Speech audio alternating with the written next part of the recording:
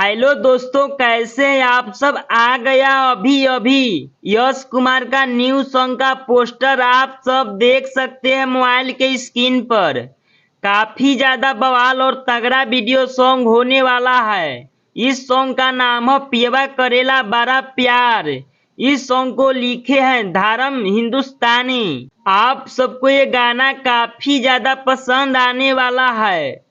हाई लेवल budget का ये song होने वाला है।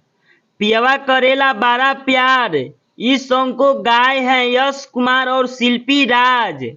आप सबको ये गाना काफी ज्यादा पसंद आने वाला है। इस सॉन्ग को ग्राउंड लेवल पे खूब ज्यादा बजाया जाएगा। भोजपुरिया फैंस को ये गाना काफी ज्यादा पसंद आने वाला है।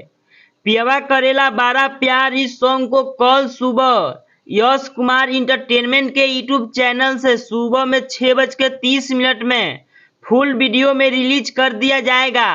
तो आप लोग इस सॉन्ग को जरूर सुनिएगा।